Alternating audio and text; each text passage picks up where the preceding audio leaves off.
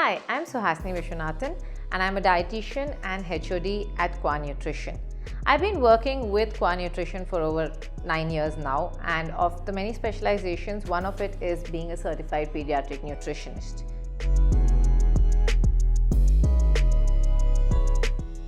So, what is autism? Autism is basically a developmental disorder in which the individual affected tends to have issues with interaction and communication. It is mostly characterized by challenges in either speech, in non-verbal communication, in social interaction, and also these children tend to have a few repetitive behavior. Now, while all of this that I'm telling you about what autism looks like or is seems to be very behavioral, nutrition plays a very important role as a support system in the entire support that is provided to a child in improving their quality of life. And this is primarily because in autism, your nervous system is affected, which in turn results in poor social, physical, emotional health in those who are affected with it. So nutrition comes in along with other therapies of behavioral therapy, speech therapy, OT, but it is a very important part of this entire team that works together in making sure that a child with autism or ADHD has a better quality of life. What is the role of nutrition? The role of nutrition is primarily to provide the child and the body with the essential nutrients, which in most cases are either poorly absorbed from food or the body has greater demands for these. In most people with ADHD and autism, they tend to have a very weak and poor gut, and this is something that research has shown over time. So while they have weak and poor gut, it can affect the child in various ways.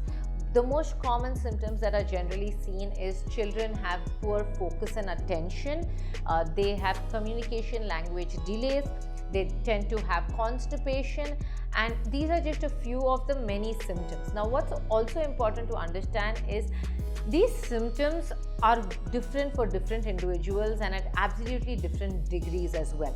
So while a speech therapist is working on improving the speech of the child, a behavioral therapist is doing their job, nutrition is basically the fuel you're providing the body to perform its best. So it's about providing the body with the essential omega-3s, probiotics, zinc, magnesium, vitamin D. All of this is essential. Now, can I say that these are the essential nutrients and this is all you need, irrespective of what symptom you have or what you are having an issue with? Can I just give all of these? No, not really.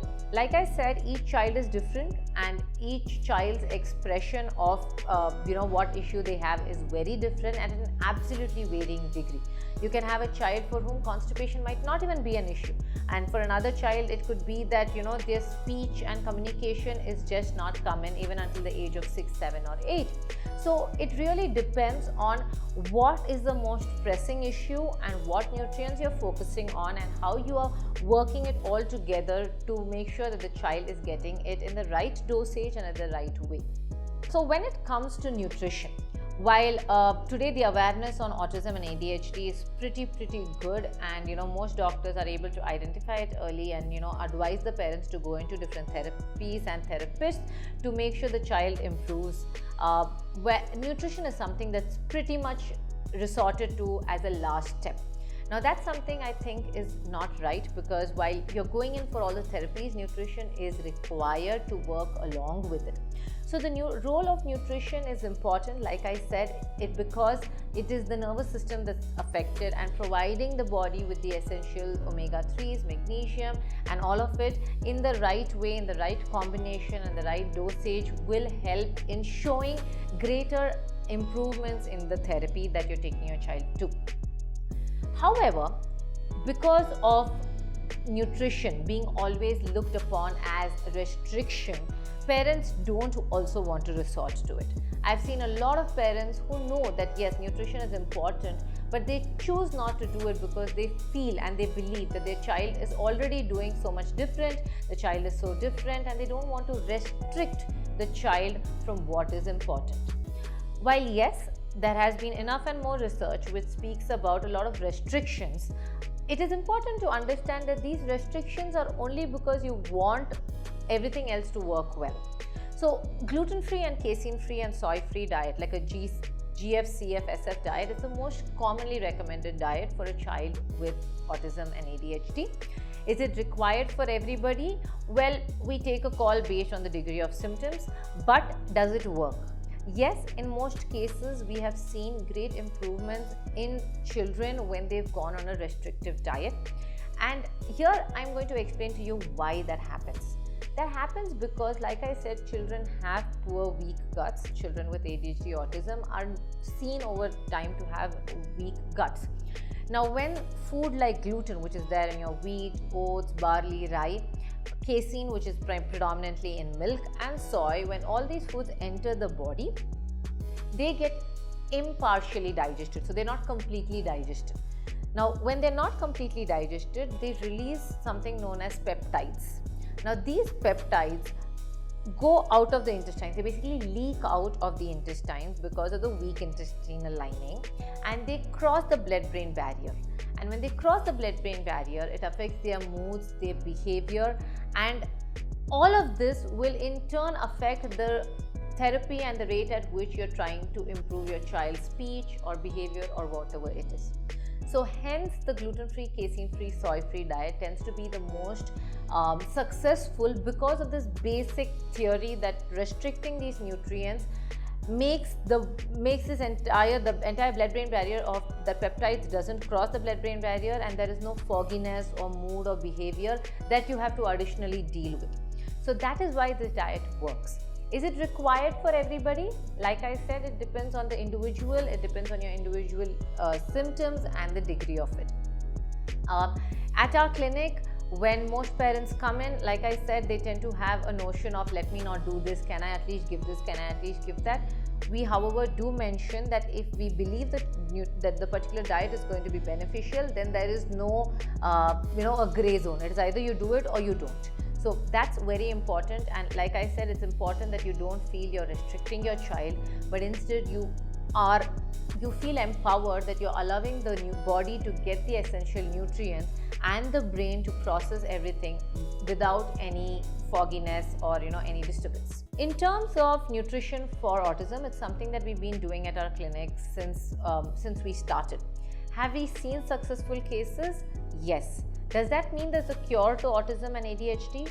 No, there isn't a cure to autism, but like I said, it's about a support system that works hand in hand to make sure that the child's quality of life improves and the child over the period of time is able to overcome the different challenges that they face or learn how to handle it the best. So the earlier you start, the better it is. So I am not here to tell you that nutrition will cure autism or ADHD. No, I'm here to tell you that nutrition is essential as much as your speech or behavioral or OT is. We've seen several successful cases at the clinic. We've had children work with us, of course, for years. It's not something like a weight loss journey where you start the plan and in about a week's time you start seeing improvement. Not at all. It takes up to 6 weeks, 8 weeks, 12 weeks. It takes episodes of getting worse and then getting better.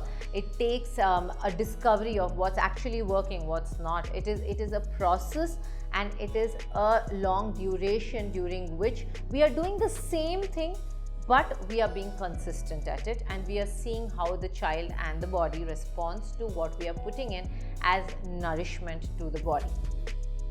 So we've had children, one of the children that I remember very, very vividly is a child who used to draw really, really well. And the mom was very concerned because, when he would decide to draw, he would draw well. But if she asked him to sit down and do, his focus and attention and his wanting to sit down, the sitting tolerance was so poor.